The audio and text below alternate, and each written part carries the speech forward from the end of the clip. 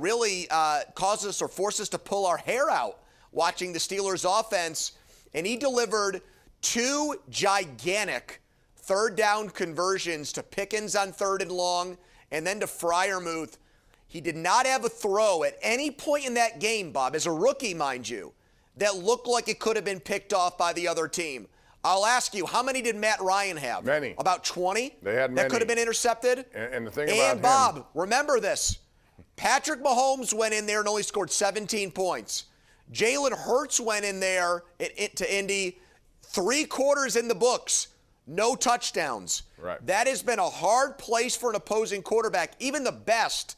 And I thought Pickett was close to perfect last night in that game. Yeah, I went back and looked. My conclusion on that was, if you count the drops and everything else, it would have been like a 23 for 27 performance with a touchdown and no picks. And the other thing is 3 straight games, no picks. He's really taking steps in his development. 100 pass attempts in a row. Yeah, with no interceptions.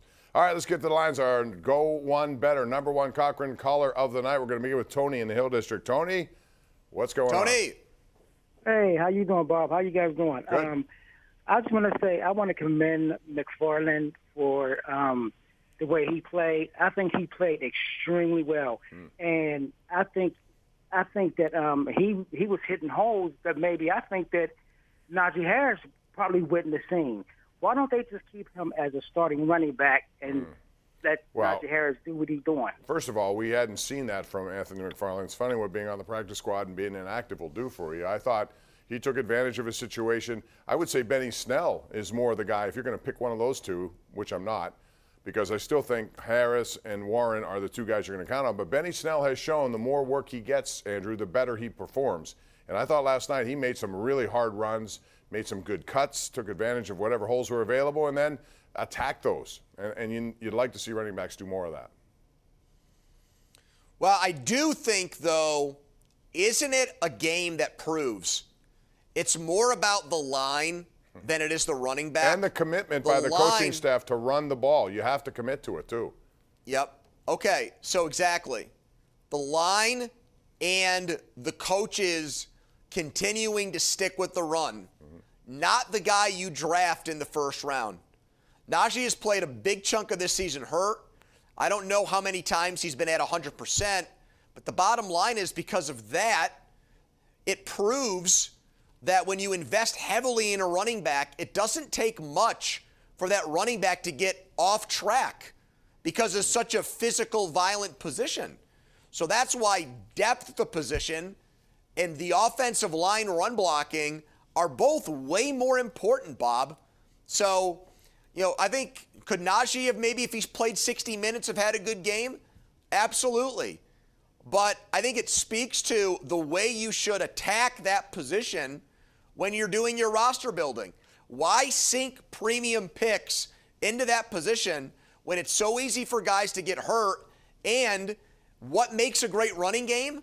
The actual running back himself is probably lower on the list than people might think. Yeah. I mean, we saw it work out in this camp here with Jalen Warren, who came in and earned a spot, and some would argue should be starting at times, but that's the bottom line, and you're right.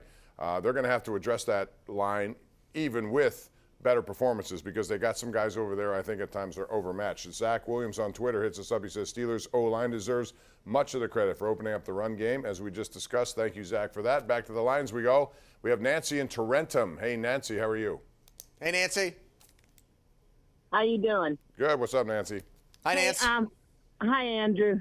I wanted to tell you I almost didn't get to see the game last night because Channel 11 didn't air it, so I called KDKA, and they told me I could get it on ESPN, so I called and hurry up and ordered it, and I got to see the game. Boy, well, I'll tell you, you're a great predictor. 24-17, I thought that was really great, Bob.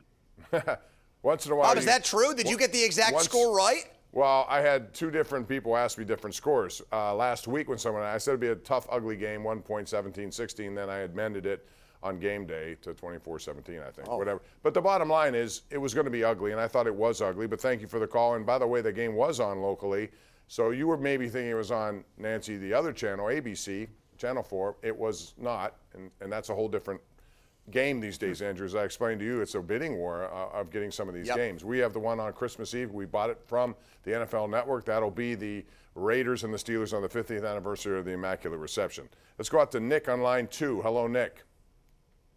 Good job by the offense yesterday, but the defense, which is supposed to be the strength of the team at the beginning of the season, I didn't see much impressiveness there. With Baltimore coming in town, shouldn't they be playing better? Well, all year I don't think they've played, and I know, Andrew, this has been your bone of contention with a lot of people too. For as much money as they've put into it, they haven't gotten their kind of results that they need, especially early in the season. I think last night the offense gave them a hand with more time of possession. But, you know, you still got to make plays. And that offense, Jonathan Taylor, for whatever reason, they stayed away from him. Well, how would you assess Jeff Saturday's job? And that would take into account what happened at the end of the game when he just let the clock tick, tick, tick, tick away without using any timeouts. No, I thought he did a terrible job. I thought he came out trying to throw the ball in the Steelers' defense when he had Jonathan Taylor. I didn't get that. Like he wanted to pull a fast one on Mike Tomlin and trick him or something.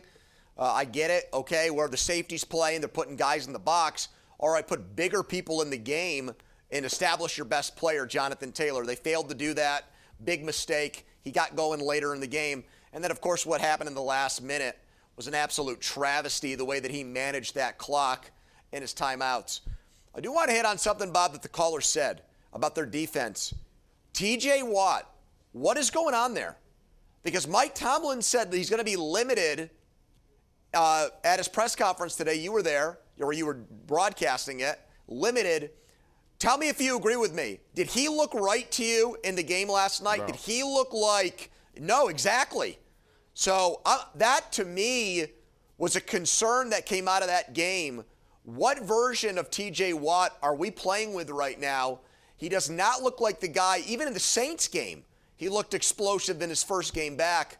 I haven't seen that much of that the last two, Bob. No, and I don't know if it's a flare-up of that pec situation or he had the arthroscopic knee. You know, it could be a recurrence of something. Who knows? All I know is he didn't seem right, and he did list him today as on a list of injured, but we'll see what that means as they move forward. But certainly when he's in there, he makes a big difference, and he makes everyone else there better.